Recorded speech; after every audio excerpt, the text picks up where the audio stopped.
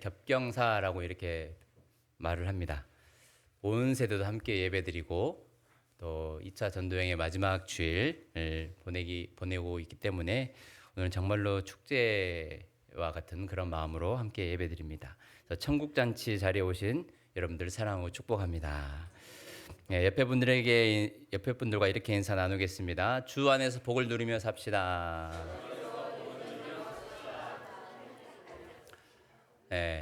더불어 이렇게 한번 하시죠. 주님 밖에서는 만나지 맙시다. 의미 있는 말이죠. 하나님의 형상대로 지음받은 우리 모두는 오직 주님 안에 있을 때 참된 복을 누리며 살게 될 줄로 믿습니다. 오늘 함께 읽은 본문 말씀은 예수님께서 제자들과 또 예수님을 따르는 수많은 무리들 앞에서 설교하시는 내용입니다.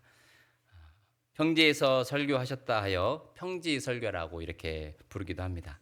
오늘 이 말씀 가운데 4가지 복과 4가지 화에 대한 말씀을 하시는데, 비슷한 내용이 기록된 마태복음은 산 위에서 말씀을 전하셨다 하여 산상수훈이라고 이렇게 표현을 합니다. 산상수훈에서는 8복, 8가지 복에 대해서 말씀을 하시죠. 두 복음서 모두 복에 대한 이런 말씀을 하시긴 하지만 언뜻 보기에는 이해가 되지 않는 내용입니다. 마치 반대로 말씀하시는 것처럼 느껴지죠. 우리 20절 말씀 한번 먼저 읽어볼까요? 예수께서 눈을 들어 제자들을 보시고 이르시되 너희 가난한 자는 복이 있나니 하나님의 나라가 너희 것이미요. 아멘. 이해가 됩니까? 너희 가난한 자는 복이 있다라고 말씀을 합니다. 물론 마태복음에서는 심령이 가난한 자는 복이 있다라고 말씀을 하기도 하죠. 세상 사람들은 돈 많이 벌고 좋은 직장에 다니고 갑작스럽게 복권이라도 당첨되어서 대박 나는 사람들에게 이런 말을 하기도 합니다. 배는 좀 아프지만 참 잘 됐네. 배는 아파요, 여전히. 참 성공했네. 복 받았네. 이렇게 말을 하기도 합니다. 세상에서 통하는 기본적인 생각입니다. 만약에 돈이 없어서 옷도 제대로 못 사는 나에게 한 끼를 배부르게 먹으려면 고민한 끝에 반찬을 메뉴를 정해야 되는 그런 집에, 혹은 10여 평 되는 우리 집에 와서 친구가 하는 말이 야, 네 억수로 복 받았네. 이렇게 하면 어떤 마음이 드시겠습니까? 이 친구가 지금 나를 놀리나? 이런 생각이 들지 않겠습니까? 그런데 오늘 말씀을 듣고 나서는 아무리 내 상황이 그리고 지금 당장은 그럴지라도, 혹은 비아냥거리며 말하는 그 친구의 말에도 우린 이렇게 당당하게 이야기할 수 있습니다. 그래, 나는 복 있는 사람이다. 와, 부럽제. 이렇게 말할 수 있어야 됩니다. 오늘 말씀은 그것을 설명하고 있거든요. 21절과 22절도 동일하게 이야기하고 있습니다. 어떤 부분을 이야기하고 있습니까? 지금 줄인 자는 복이 있다. 지금 우는 자는 복이 있다. 지금 인자로 말미암아 사람들이 너희를 미워하고 멀리하고 욕하고 너희 이름을 악하다 하며 버릴 때 너희에게 복이 있다라고 오늘 주님께서는 제자들에게 말씀을 하고 있습니다. 이게 참 말이 안 되고 이해가 안 되는 논리 아닙니까? 그런데 오늘 성경은 이런 사람들은 복이 있다라고 말씀을 하고 있습니다.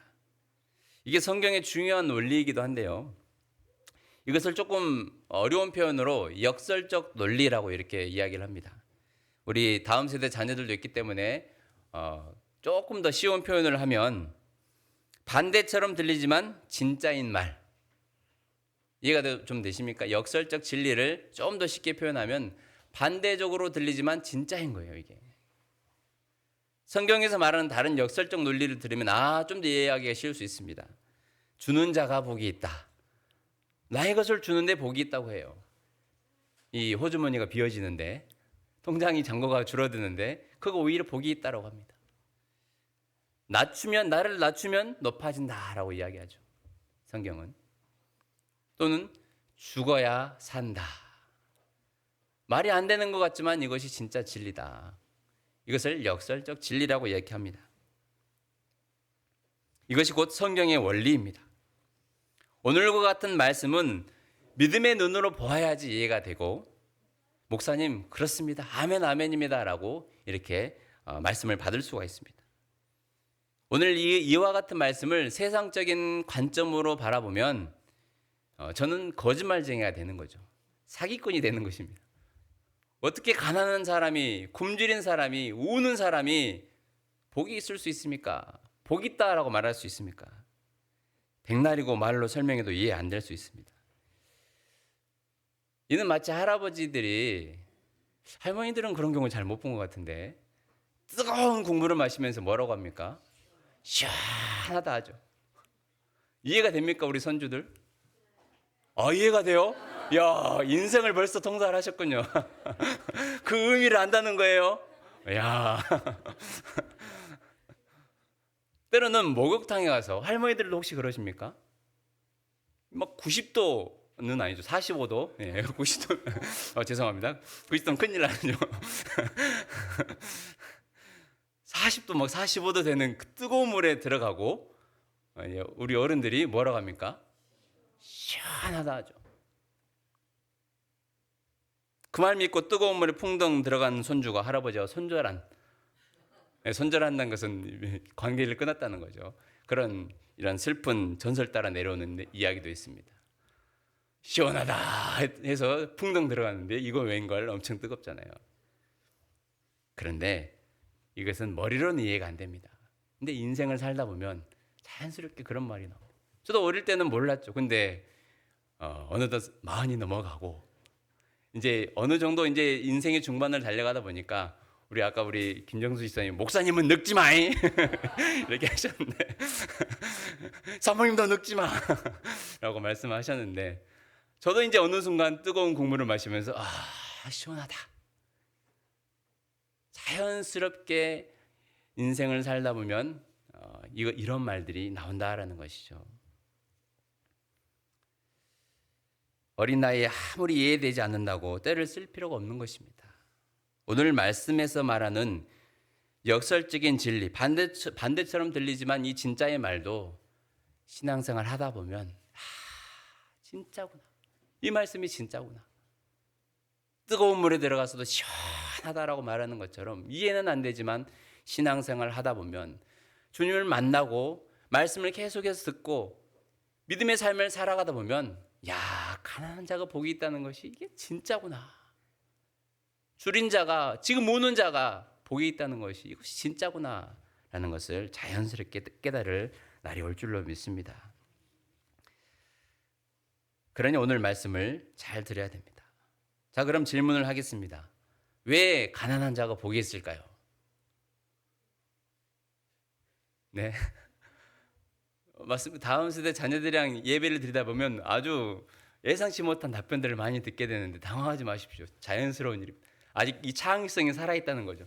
우리 어른들은 정답만 이야기해야 되는 이게 이제 사회생활을 하다 보니까 그게 이제 어느 정도 자리를 잡았는데 아이들은 정말로 말씀 전하다 보면 평생 생각지도 못한 그런 질문들을 대답을 하기도 합니다. 바로 시원하게 말씀드리겠습니다. 가난한 자가 복이 있는 이유는 하나님 나라가 가난한 자들의 것이기 때문입니다. 오늘 20절 말씀은 뭐라고 말씀합니까? 너희 가난한 자는 복이 있나니 하나님의 나라가 너희 것이미요 라고 말씀을 하고 있습니다. 오늘 이 말씀은 예수님을 따르기 위해 세상의 것을 내려놓고 포기하고 예수님 앞에 앉아있는 제자들에게 지금 말씀하시는 겁니다. 오늘 20절 말씀에 그렇게 하잖아요. 눈을 들어 제자들을 보시고 이르시되 라고 말씀하고 있습니다. 세상의 것을 내려놓고 주님의 말씀에 귀 기울이며 주님 앞에 앉아있는 자들에게 하나님의 나라가 너희에게 임했다. 너희의 것이다. 너희는 하나님의 백성이다. 라고 말씀을 하고 있습니다. 세상의 물질은 마음껏 소유할 수 없을지라도 하나님의 나라를 가졌기 때문에 너희들은 복이 있다라고 말씀을 합니다. 근데 오늘 이 말씀을 우리가 잘 생각해야 됩니다. 오늘 말씀은 오늘 말씀에서 가난하다라고 하는 것은 돈이 많고 적음만을 이야기하는 것이 아닙니다. 돈이 많음으로 생겨지는 그들의 교만함과 거만함이 문제입니다. 자, 이번 주 토요일 날 로또 100억이 당첨된다면 돌아오는 추수감사절 예배 드리러 오시겠습니까? 송별 예배 드리러 오시는 건 아니죠?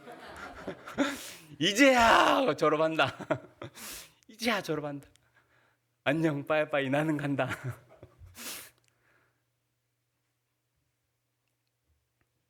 24절 화에 대한 말씀을 하시면서 화했을진저 너희 부유한 자여 너희는 너희의 위로를 이미 받았도다 라고 말씀을 합니다.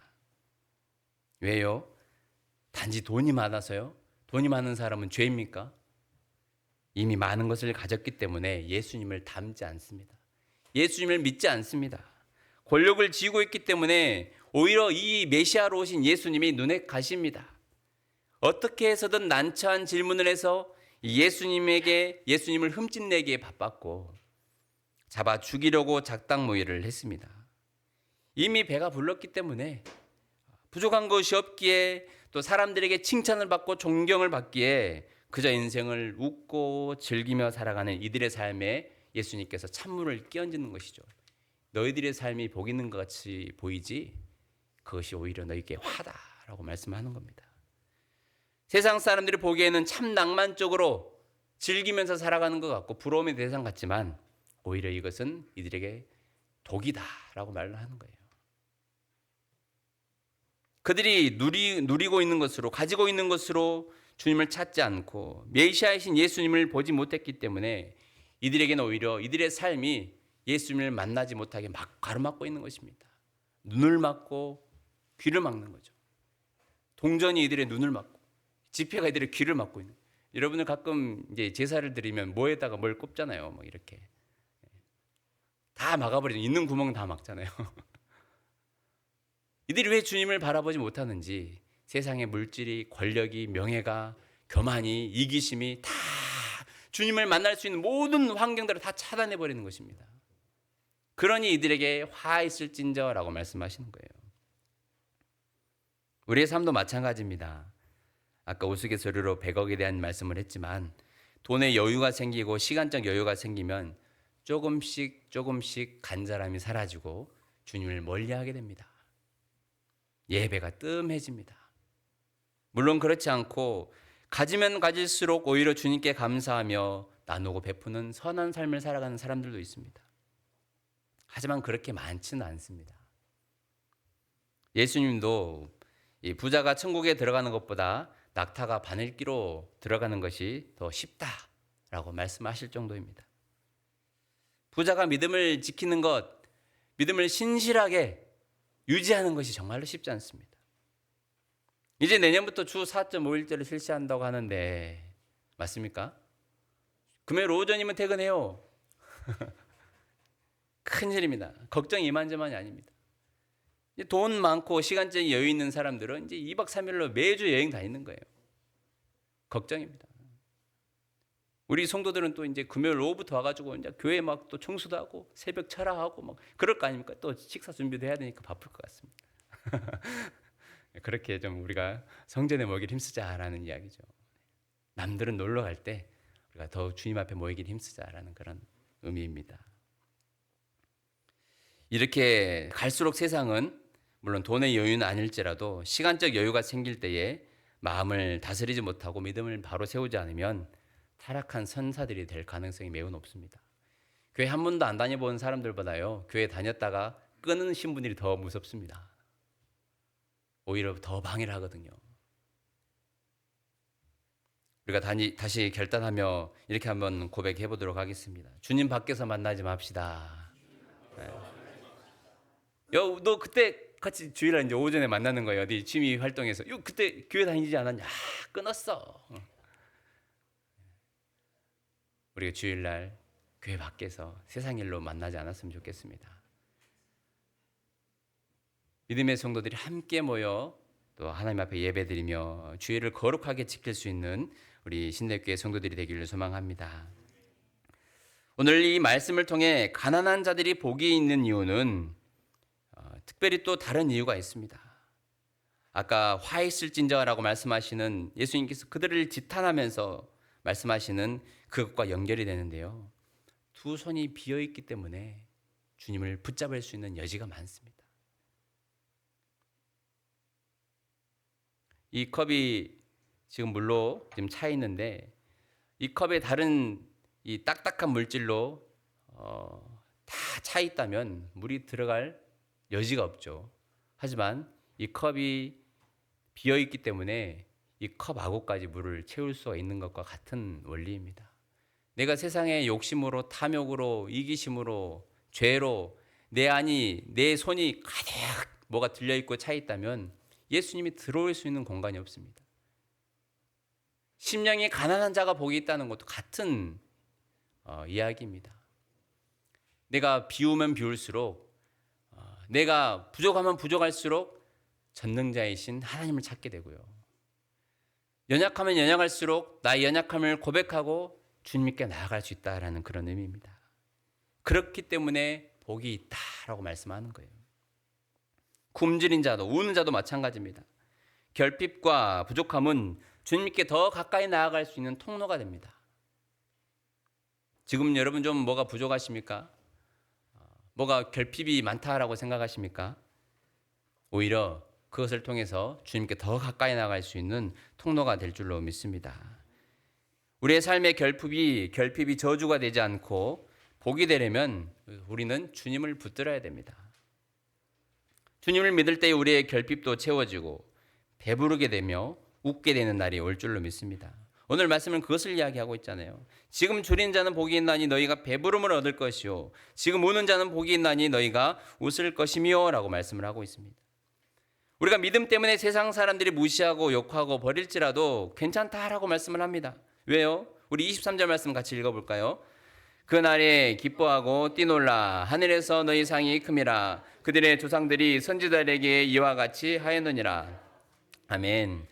지금 당장 교회 다니고 예수님 믿는다고 우리가 멸시당하고 때로는 비아냥거리면 사람들이 우리를 욕할지라도 우리는 괜찮다라는 것이에요. 그날에 주님의 때에 하나님의 때에 우리에게 큰 하나님의 위로를 주시고 기뻐할 수 있도록 또 우리가 춤출 수 있도록 하나님께서 큰 상을 우리에게 주신다라고 말씀을 하고 있습니다. 그것이 이 세상에서도 이루어질 수 있는 것이고 장차 우리가 가게 될 하나님의 나라에서도 이루어지게 되는 것입니다. 하나님이 반드시 우리의 삶에 기쁨을 주실 줄로 믿습니다. 오늘 이 당장 여러분들은 이 예배 자리에 나오는데 참 마음이 괴롭고 무겁고 뭔가 억눌려 있고 해결되지 않는 뭔가 삶의 문제 때문에 고민이 근심이 많았다면 오늘 이 말씀을 듣고 우리가 힘을 내기를 소망합니다. 하나님의 나라가 내 것입니다. 이미 내 두 손에 내 마음속에 하나님의 나라가 가득 채워져 있고 하나님이 나의 편이 되어주시고 주님이 나와 함께 하시는데 무엇이 우리가 부족해서 걱정하고 염려하고 근심하겠습니까? 하나님의 나라가 내 것입니다. 주님이 나의 전부입니다 라고 고백하는 사람은 지금 당장 지갑에 돈이 좀 없어도 집이 좀 작아도 집안 환경이 넉넉지 않아도 나는 복받은 사람이여 라고 말할 수가 있습니다. 우리 눈에는 하나님 나라가 때로는 안 보일 수 있기 때문에 하나님이 이런 교회라는 곳을 세워주셨습니다. 가시적인 교회, 하나님의 나라인 것이죠. 이곳을 통하여 하나님의 나라를 볼 수 있게 하셨습니다. 믿음의 공동체를 통하여서 하나님의 나라를 볼 수 있게 하셨습니다. 우리가 교회에 와서 주님의 사랑을 느끼고 웃을 수 있는 곳이어야 합니다. 교회는 작은 천국입니다. 우리 교회 저녁에 보시면 낮에는 잘 모르는데요. 저녁에 보시면 지금 작은 천국이라고 글귀가 새겨져 있습니다. 지금 여러 가지 사정상 은자의 여응자가 지금 불이 나가긴 했지만 빨리 수리해야 되는데 네. 나를 잡고 있습니다. 이곳은 교회는 믿음의 사람들이 모여있기 때문에 작은 천국입니다. 가정도 마찬가지죠. 함께 신앙 고백을 하는 자들이 모여있기 때문에 우리 가정도 작은 천국입니다. 이 교회를 통하여서 하나님의 나라를 볼 수 있게 하셨습니다. 어느 누구나 어느 때나 교회에 와서 기도할 수 있는 곳. 세상에서는 하지 못할 말도 주님 앞에 나와서 이 성전 앞에 나와서 성전에 나와서 다 쏟아내야 됩니다. 배고플 때도 오면 배도 채워주는 곳이 이 바로 교회에 되어야 합니다. 배고플 때 학생들은 언제라도 오십시오. 배고픔을 배 곱지 않도록 옛날 어르신 말대로 배 곱지 않도록 우리 교회가 책임지고 공급해드리도록 하겠습니다. 친구들도 데려오세요. 우리 회계 집사님 단단히 각오하셔야 될 것 같습니다.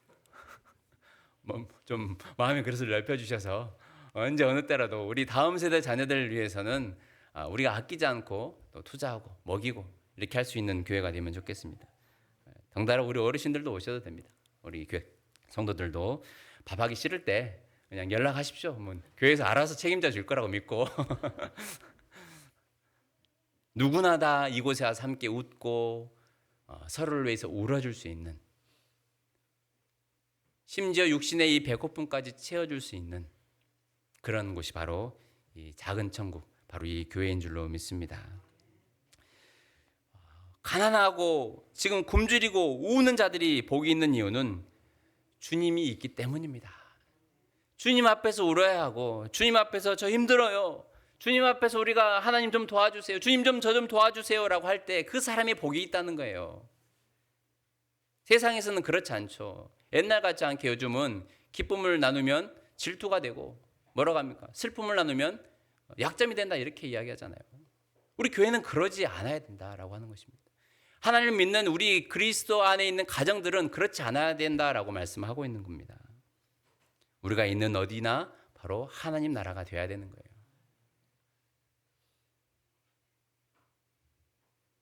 그렇게 주님 안에서 함께 우리가 믿음의 고백을 하고 우리 연약함을 고백하고 교만한 많이 가진 자들도 주님 앞에서 겸손하게 자신의 삶을 물질을 내려놓고 선한 일을 위해서 쓰임 받을 때에 누구나 다 주님 앞에서 복받은 자다라고 우리가 말씀할 수 있습니다.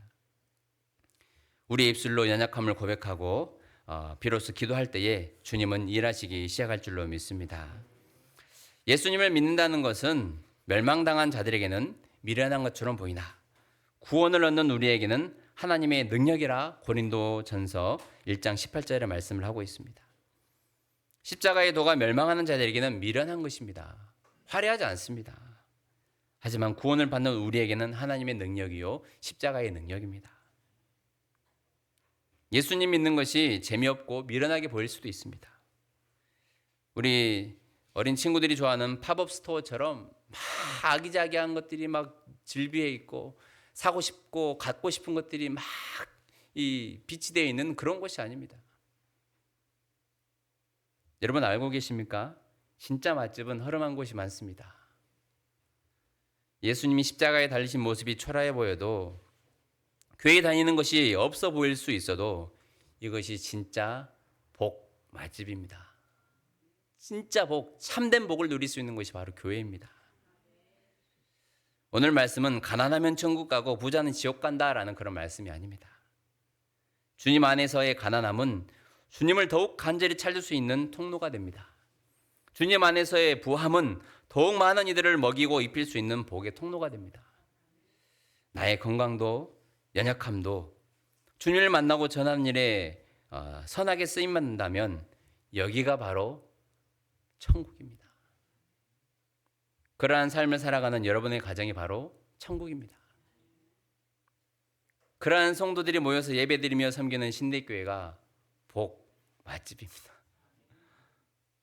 이곳에 와서 함께 모여 기도하고 말씀 듣고 그 하나님이 주신 복과 감사와 기쁨을 충만히 채워가서 세상에 나눌 때에 우리를 통하여 하나님께서는 선한 일들을 이루시고 행하실 줄로 믿습니다. 주님 안에서 가난함과 부함이 공존해도 어색하지 않는, 사자와 어린 양이 뛰놀아도 전혀 어색하지 않는 그것이 바로 하나님의 나라거든요. 오직 주와 복음을 위해 나의 연약함과 강함을 통해 선한 일에 쓰임받는 우리 신대교회가 되기를 간절히 소망합니다. 우리가 주의 은혜를 누리기 위해서는 우리가 11월까지는 매우 마지막 주 주일 드리는 예배 때 이 영접 기도를 함께 또 하는 그런 시간을 마지막 설교 마지막 부분에 나누도록 하겠습니다. 그래서 오늘도 우리가 9월 마지막 주에도 영접 기도를 했죠. 주님을 새롭게 또 처음 믿는 분들은 주님을 받아들이면서 또 처음 믿는 분들은 이 복음의 진수 앞에 다시 한번 새로워지는 그런 시간을 갖도록 하려고 하는데요. 저를 따라서 기도 내용은 똑같습니다. 저를 따라서 해주시면 되겠습니다. 사랑의 하나님 아버지, 나를 불러주셔서 감사합니다. 그동안 세상에서 방황하며 살았습니다. 이제는 나를 위해 십자가에서 죽으신 예수님을 믿습니다. 저의 죄를 용서해 주시고 주님만 따르게 해주세요.